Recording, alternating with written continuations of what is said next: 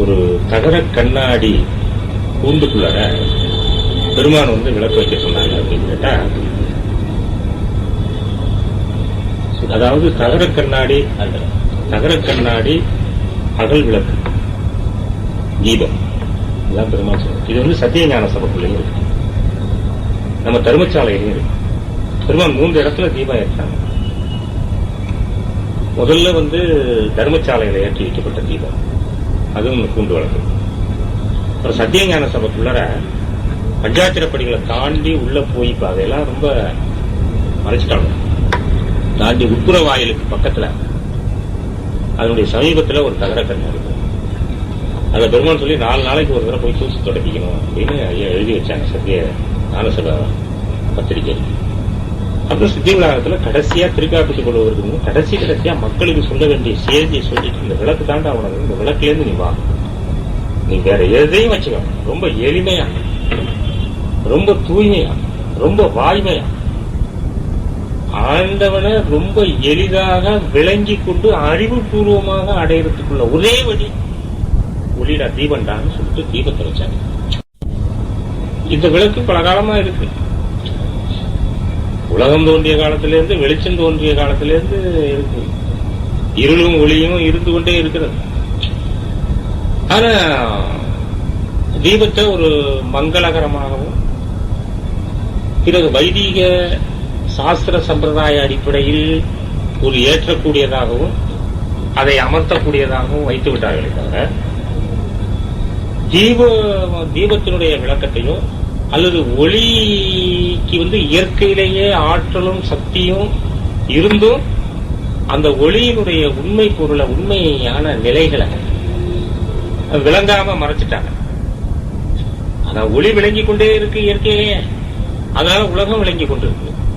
ஆனா அந்த ஒளியை அடிப்படையாக வைத்து நாம் ஏற்றக்கூடிய தீபத்தினுடைய விளக்கத்தை, ஒளியினுடைய விளக்கத்தை, மனிதனுக்கு உயிராக இருக்கக்கூடியது ஒளி. இப்ப ஒளி இல்லைன்னா இருள், உயிர் இல்லைன்னா சவம், இருள், அங்கேயும் இருள், ஜடமாயிடுது, ஒரு இயக்கமும் கிடையாது, இருட்டாயிடுது.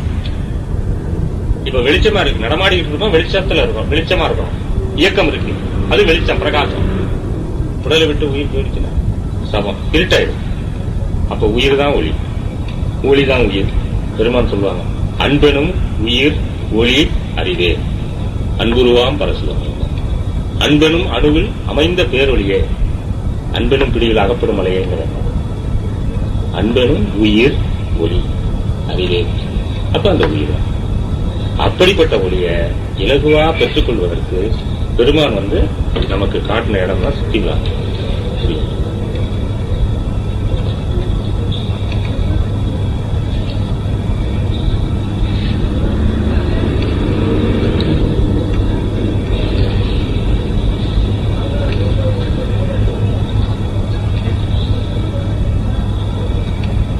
அதுல தகர கண்ணாடி அகல்களுக்கு ஏன் வைக்க சொன்னாங்க அப்படின்னு கேட்டா, அதுல தகரத்தால் வேற எதனாலையும் செய்யக்கூடாதுட்டாங்க. இது மாதிரி வெள்ளி, பித்தளை, தங்கம் அல்லது இரும்பு அல்லது வேற குளோபு விளக்கு, இது போன்ற உலோகத்தால் ஆன விளக்குகள்லாம் வைக்கக்கூடாது. தகர கண்ணாடி உள்ளர அகல் விளக்கு தீபம் தான் வைத்து பார்க்க வேண்டும். ஏன் சொன்னாங்கன்னா, தகரம் என்பது தேகம், மனிதனுடைய தேகம் வந்து தகரத்தை பிடிக்கும். அதனாலதான் தகர மெய்ஞான தனிப்பெருவெளியா அகர நிலைப்பதி அருட்பெருவிஜோதின்னு சொன்னார். தகரத்தால் ஆனது தகராகாசம், இதுதான் தத்துவம். தகராகாசம் என்பது அகர நிலைக்கு உட்பட்ட இந்த பஞ்சபூத வெளிகளை பிடிக்கும். தகராகாசம்னு பெருது. இந்த அகர நிலைக்கு உட்பட்ட பஞ்சபூத வெளி, பஞ்சபூதங்கள் அடங்கிய இந்த வெளிக்கு தகராகாசம்னு பேரு. இந்த வெளியில இருந்தா அந்த உடம்பு இருந்தது. இந்த தகராகாசத்தில இருந்தா அந்த உடம்பு. இந்த உடம்பை பிரதிபலிக்கும் நிமித்தம் தான் தகர கண்ணாடி, தகரம் வச்சது. கண்ணாடி என்பது என்ன அப்படின்னு, மனம், புத்தி, சித்தம், அகங்காரம்னு சொல்லக்கூடிய உள்ளுடம்பு. அதாவது உள்ள இருக்கக்கூடிய உடம்பு. இது வெளி உடம்பு. இந்த வெளி உடம்பை இயக்கக்கூடியது உள்ள இருக்கிற உடம்பு. இந்த உள்ளுடம்பையும் இந்த வெளி உடம்பையும் சேர்த்து எது இயக்கிட்டு இருக்குன்னா உயிர், ஆன்மா. உயிர்லன்னா ரெண்டும் இறங்காது. அதனால மனத்தையும் இந்த சரீரத்தையும் இயக்கக்கூடியது உயிர். அந்த மனம் முதலிய அந்த கரணம்னு சொல்றோம் பாருங்க, உள்ளுடம்பு, அதுதான் தகர கண்ணாடி. மனங்கிறது கண்ணாடி, சரீரங்கிறது இந்த தகரம். இது ரெண்டையும் இணைச்சு உள்ள இருக்கிற சுடர் இருக்கு பாருங்க, அதுதான் உள்ள இருக்கக்கூடிய உயிர். ஆக தகரமாகிய தேகம், மனமாகிய கண்ணாடி, இது ரெண்டையும் அமைச்சு அதுக்குள்ளார ஒரு சுடரை, ஒரு தீபத்தை, ஒரு சுடரை ஏற்படுத்தினார். அது உள்ள விளங்கிட்டு. இத கண்ணாடி கூண்டுக்குள்ள வச்சாதானே இந்த உடம்புக்குள்ள உயிர் எப்படி இருக்கும்? உடம்புக்குள்ள உயிர் இருக்கு, ஏதாவது ஆடுதா செய்தா? நம்ம தான் ஆடும். அந்த உயிரானது நம்மளை ஆட்டுவிக்குது. அந்த உள்ள இருக்கிற உயிரானது உயிர் ஆடுவதில்லை, அசைவதில்லை. உள்ள இருக்கிற உயிரானது நம்மளை இயங்க வைத்துக் கொண்டு இருக்கிறது. நாம எல்லாம் செய்யறோம். அந்த உயிர் இல்லைன்னா இயக்கமே இல்லை. ஆனா உயிர் ஆடாமல் அசையாமல் உள்ளுக்குள்ளார இருந்து இயக்கிடுச்சு. அப்ப உயிராகியது ஆடாமல் அசையாமல் உள்ளே இருந்து மற்ற தத்துவங்களை, அவயங்களை எப்படி இயக்குகிறதோ அது மாதிரி உள்ள இருக்கிற தீபமானது ஆடாத அசையாமல் அப்படியே நிவாத தீபம். அதுக்கு பேரு நிவாத தீபம்னு பேரு. அந்த தீபத்துக்கு பேரு நிவாத தீபம். நிவாத தீபம். நிவாத தீபம்னா சித்திரம் போல அப்படியே ஆடாம அசையாம அந்த சுடர் அப்படியே. ஏன்னா ஆடுற தீபத்தை பார்க்கக்கூடாது. ஆடாத தீபத்தை நீங்க வச்சு பார்க்கணும். ஏன்னா அப்பதான் உங்களுடைய உயிரை நீங்க பார்க்கணும். உங்களுக்குள்ள இருக்கக்கூடிய உயிரை நீங்க பார்க்கணும். யாராவது பார்க்க முடியுமா? நம்ம பார்க்கலாம்.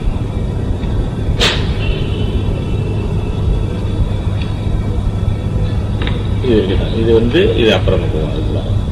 அதனால பார்க்கறதுக்கு அடையாளம் தான் பெருமான் சொல்வார், நித்தம் நித்தம் என்னுயிரை நான் கண்ட பரவசம் அநேகம். மெய்யருள் வியப்புல பாடுவார். தினம் தினம் என் உயிரை நான் பார்த்துக்கிட்டே இருக்கேன். அதுக்காக தான் நான் பக்கத்துல உட்கார வச்சு பார்த்துக்கொண்டே இருக்கேன். பார்த்துக்கிட்டே இருக்கேன்.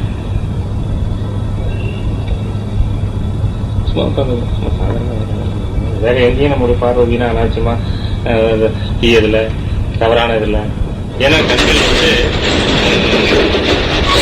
மற்ற இதை விட ரொம்ப ஆழமான சக்தி வாய்ந்த உறுப்பு கண். மனத்துக்கு 100% சக்தி இருக்குன்னு சொன்னா அந்த 100 விட 200% சக்தி கண்ணுக்கு மட்டும். மனமும் கண்ணும் ரெண்டும் ஒன்று. கண் இல்லாம மனம் இல்லை, மனம் இல்லாம கண் இல்லை. ஆன்மீக நிலைக்கு ஆகிய அருள் நிலைக்கும் கண்ணு ஆதாரம். உலகியல் நிலைக்கு, லௌகீக நிலைக்கு, உடம்பு நிலைக்கு, உலகியல் நிலைக்கும் இந்த கண் ஆதாரம். கண் இல்லாம உலகியலும் பண்ண முடியாது, இந்த கண் இல்லாம அறிவியலும் பண்ண முடியாது. அதனாலதான் இந்த கண்ணை ஐயா என் கண்ணே, என் கண் மணியே, என் கண்ணுன் மணியே என்றெல்லாம் கண்ணை பாடாத பாடலே ஒரு பாட்டு கூட இருக்கும். அருட்பாவை எடுத்துக்கிட்டீங்கன்னா எல்லா இதுவும் கண்ணு என்றே வரும். எல்லா பாடல்லையும் கண் சொல்லாம இருக்கவே மாட்டாங்க. ரொம்ப இடத்துல கண்ணு என்று சொல்லுவாங்க. அது இந்த கண்ணு உள்ள இருக்கக்கூடிய மனக்கண்ணு ஜீவனையும் கண்ணுன்னு சொல்றாரு, உயிரையும் ஆன்மாவையும் கண்ணுன்னு சொல்றாரு. அதனால அதுக்கு ஆற்றல். அது வீணா புறம் போய் நம்மளை பாதிக்காம இருக்கிறதுக்கு அது இங்கேயே இருந்தது. நான் கவனத்துல இருந்தேன். எவ்வளவு பெரிய ஆற்றலை பெற்றுக்கணும்.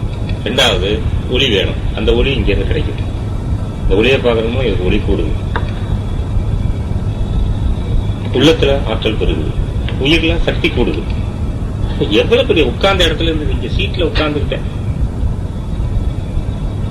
இதுக்கெல்லாம் என்னென்னமோ செஞ்சுட்டு காசு பணம் செலவு பண்ணிட்டு அங்க போய் யாத்திரை போய் ஒன்னும் முட்டி போட்டு ஒன்னும் நடக்கல. உட்கார்ந்த இடத்துல தொழில் பண்ணிக்கிட்டே லாபத்தை அடைஞ்சுக்கிட்டு இருப்பாங்க. எவ்வளவு கருணை இருந்தா சொல்லியிருக்க முடியும். அதனாலதான் நிவாத தீபத்தை பார்க்க வேண்டும் என்று ஆடாம இருக்கணும்னு சொன்னாங்க. அந்த கண்ணாடி உள்ளுக்குள்ளார தேகத்துக்குள்ளார எப்படி உயிர் விலகி கொண்டிருக்கோ அது போல இந்த கண்ணாடி, தகர கண்ணாடிக்குள்ளார இந்த தீப சுடரானது விளங்க வேண்டும் என்றதை உருவகப்படுத்தி எடுத்துக்காட்டு தீபமாக, ஆதார தீபமாக உனக்குள்ள இருக்கக்கூடிய உயிரை அனுபவிப்பதற்கு, உயிரை விலகி கொள்வதற்கு, உயிர் ஆற்றலை பெருக்கிக் கொள்வதற்கு, உயிர் அனுபவம் பெறுவதற்கு உயிர் அனுபவம். சன்மார்க்க அனுபவம் என்பது உயிர் அனுபவம்.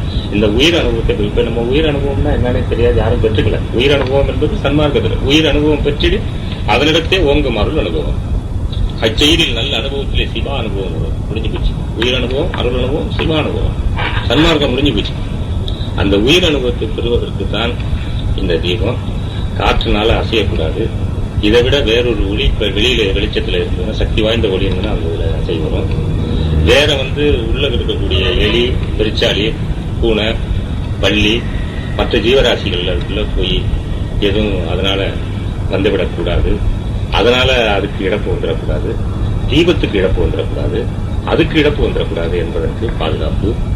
இத்தனையும் வச்சுதான் மையமான அந்த கண்ணாடி தீபத்துக்குள்ளார, உனக்குள்ள இருக்கிற கண்ணாடி தீபத்துக்குள்ளார எப்படி இந்த தீப சுடரானது ஒளியானது விலகி கொண்டதோ, அது போல புறத்துல அந்த கண்ணாடி தீபத்துக்குள்ளார இந்த ஒளியை வச்சு சதா இடைவிடாது அதுகிட்ட பரிச்சயம் பண்ணும் என்று வைத்தது காரணம். இவ்வளவு பெரிய தாற்பயம் அதுக்கு. இதுதான் நித்திய தீபமாக. ஏன்னா நம்ம கிட்ட இருக்கிறது நித்திய தீபம். இது நித்திய தீபமா, இதை விட்டு இது அமைஞ்சு போயிடக்கூடாது. அதனால அவியாம அதை பாதுகாக்க சொன்னாங்க. எவ்வளவு ரகசியங்களை உள்ளடக்கி சொன்னாங்க. இந்த இது அவியக்கூடாது என்பதற்காக தான் அதை நித்திய தீபம் பார்க்கறான்னா, அவன் நிச்சயமாக மரணம் இல்லாத வாழ்வு பெறுகின்றவனான அவன் சாகா நிலைக்கு உரிய தகுதி உடையவன் ஆளாக்கப்படுகிறான். இயல்பாகவே அவன்கிட்ட அந்த ஆற்றல் அவன் கூறிக்கொண்டே வருகிறது. அவனுக்கு பிறவிகள் கம்மி, பிறவி துன்பங்கள் கம்மி. பவத்துல இந்த பவக்கடல்ல அவன் விட மாட்டான். நிச்சயமா அவன் பேரின்ப சாகரத்துக்கு உரியவனாக நிச்சயமா செலுத்தப்படுவான். அது மட்டும் கிடையாது, அவனுடைய சிந்தனை பூரா இதிலே இருந்து எல்லாவற்றையும் இறைவனிடத்துல பரிபூரணம் ஒப்படைக்கிறதுனால அவனுடைய சந்ததிகள் எல்லாம் எந்த கட்டுத்திட்டங்களுக்கும் விதிமுறைகளுக்கும் உட்படாத அளவில் மேம்பட்டு விடணும். பாக்கியெல்லாம் அதுக்கு உட்பட்டு விடணும். அதனால அவனுடைய சிந்தனையிலேயே எல்லாத்தையும் செயல்படுத்தி போகக்கூடிய ஆற்றல் அங்கிருந்து கிடைக்குது. இவ்வளவு ஒரு சுகிதமான ஒரு உயர்ந்த ஒரு பேரின்ப நிலைக்குரிய ஒரு நிலையை சாதாரண அகல் விளக்கு கண்ணாடி தீபத்தை வச்சு எளிமையா காசு பணம் செலவில்லை. இதுக்கு எதுவும் நெய்வேத்தியம், பூ, புனஸ்காரங்கள் தேவையில்லை. இதுக்கு கால நேரம் தேவையில்லை. மனிதனுடைய உடம்புல சுத்தம்ங்கிறது இதுக்கு தேவையில்லை. அதனால இதுக்கு ஒன்றும் குற்றங்கள் வந்து விடாது. வேற மாரியத்தா காளியத்தா போல மற்ற மாயாசக்தி தெய்வங்களை போல அந்த அபத்தம், இந்த அபத்தம், இந்த குற்றம், அந்த குற்றம் எதுவுமே கிடையாது. மனித உடம்புல எதெல்லாம் இயற்கையாக இறைவனால் வழங்கப்பட்டிருக்கிறதோ அத்தனை விஷயம் ஏற்றுக்கொண்டதாகி விடுகிறது. அது எப்போதுமே பரிசுத்தத்துக்குரியதாக இருக்கிற காரணத்தினால் அது சுத்தம் இழந்த நிலை எப்போதுமே ஏற்படாமல் போகிறது. மாசுகளை எல்லாம் போக்கி மாசு மறுவில்லாத ஒளியை விளக்கமாக இருக்கிறதுனால அதை மாசுபடுத்த முடியாமல் எப்போதுமே விளங்கி கொண்டிருக்கிறது.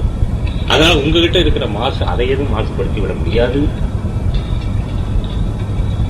இப்படியெல்லாம் எளிமையான ஒரு பார்த்தும் படுத்தும் கிடந்தும் இருந்தும் அனுபவிக்கிற தெய்வம். படுத்துக்கிட்டு பார்க்கலாம் ஆண்டவன் சிந்தனையை பார்க்கிறதில்ல. உணர்வோடு ஆண்டவன் என்ற நம்பிக்கையோடு அந்த உணர்வோடு இருந்தும் கிடந்தும் பார்த்தும் அனுபவித்தன் பாடுவார். இருந்தும் கிடந்தும் பார்த்தோம் சாஞ்சிக்கிட்டு அப்படியே ஆண்டவன் நான் பார்த்துட்டேன். அங்கேயே வெளியிலேயே வரும்போது சொல்லுவார், இங்க பார்த்துட்டு இருக்கும்போது இன்னார் வர்றாங்க, அவரை ரிசீவ் பண்ணும். அந்த அளவுக்கு இருந்த இடத்துலயும் வந்துடும். ஒன்னும் ஒத்த காலில் இருந்த தவம் பண்ண வேண்டியதில்லை. சோறு தண்ணி அன்ன ஆகாரங்களை எல்லாம் ஒதுக்க வேண்டியதில்லை. ஐம்புலங்களை அடைக்கக்கூடிய தேவையில்லை. உடலை வருத்தணுங்கிற தேவையில்லை. இவ்வளவு கருணையினால் பெருமாறும் இவ்வளவு ஒரு அற்புதமான நிலையை இந்த உலகத்துக்கு இனி இதை விட்டா உயிர். இதுக்கு சாதி இல்லை, இதுக்கு மதம் இல்லை, இதுக்கு இனம் இல்லை, இதுக்கு குலம் இல்லை, கோத்திரம் இல்லை. எல்லா ஜாதி, எல்லா மதத்தார், எல்லா இனத்தாரும் போற்றலாம், உட்காரலாம், வணங்கலாம். ஏற்றுக்கொள்ளக்கூடிய பொருள். வித்தியாசம் இல்லை, வேறுபாடு இல்லை, பேதம் இல்லை. எல்லாவற்றுக்கும் உண்மை பொருளதின்னு சொன்னாங்க. உன்னதமான இடத்தை உலகத்துக்கு காட்டணும் என்பதற்காகவும் அதன் வழி நின்று ஒழுகணும் என்பதற்காக தான் ஒளிநெறியை போதிச்சு எடுத்துக்காட்டாக இந்த சத்தியநாத அந்த தகர கண்ணாடி அகல் விளக்க வச்சு தீபம் பார்க்க சொன்னாங்க. இது ஓரளவுக்கு மட்டும் இங்க கேட்டது. இதுக்கு மேல அதீதமா அது வேண்டியது. அவங்க தானா தெரிஞ்சுக்கணும் கொஞ்ச காலம் போய். இதுதான் உண்மை. இப்ப எவ்வளவு தெளிவா புரியுது, தெளிவா புரியுதுன்னு நானே சொல்லி நாங்க அதை நீங்களே சொல்லணும். ஆமா ஐயா, உண்மை ஐயா, உண்மை உண்மை ஐயா, சத்தியம் நல்லா தெளிவா புரியுதியான்னு நீங்க சொல்லணும். ஆமா என்னென்ன எல்லாம் காலம், நேரம், இடம், பொருள் எல்லாவற்றையும் தேக இதை பார்க்காம சௌக்கியம் எல்லாத்தையும் நம்ம இழந்திருக்கோம். எல்லாத்துக்கும் எதுவுமே இல்லாம ரொம்ப இருந்த இடத்துல இருந்துகிட்டே உலகு இருக்கிறோன்னா உள்ள பெரிய பெரிய கருணை. இந்த பெருமானுடைய கருணையை உள்ளவாறு